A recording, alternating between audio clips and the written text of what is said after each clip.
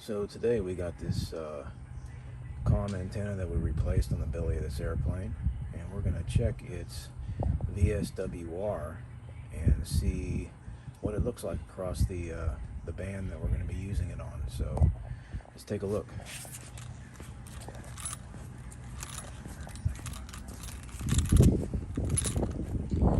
So this particular antenna had to be replaced because this airplane actually crashed, bellied in on the runway, and completely just obliterated that bottom antenna. So we had to replace it for that reason. And using a nanoVNA in this respect is awesome, as opposed to using like an old Bird 43 just to shoot individual frequencies, looking at reflected power. With a nanoVNA, it's much easier to sweep across the entire band at once to look at the VSWR as opposed to just an individual frequency. So in aviation, our comms are just simple AM transceivers that work between 118 and 136 megahertz. So this is what I've set the sweep up for. We have 118 megahertz over here all the way to 136. As you can see, at 118 megahertz, we're looking at VSWR 2.1, and then as we come across farther into the band, we got a low point here at what is that? About 121 megahertz, 1.4, and then we creep back up here to, what is that? About 127 megahertz. We're back up to 2, and then we kind of come back down again up towards the top of the band.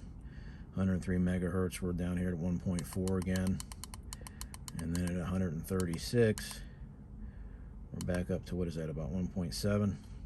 And you know, in actuality, to ask 18 megahertz of a single monopole antenna is a lot.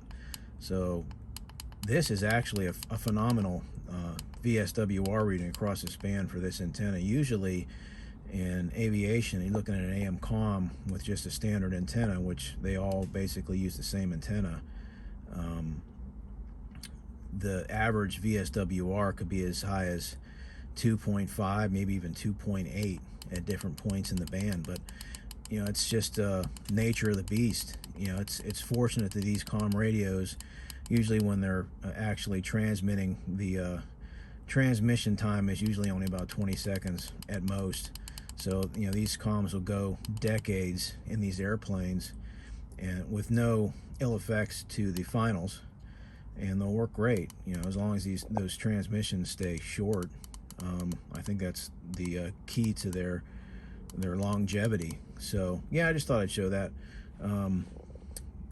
nanoVNAs are great tools, and I use one in my field to do simple tests like this on comm radios and airplanes fairly often.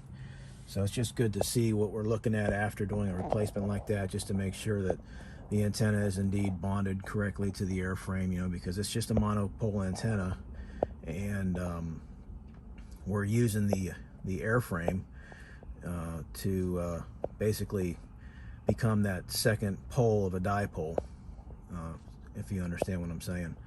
And it's good just to know that we do have a good bond, and our VSWR is fairly average for, you know, what the system is before we return it to service.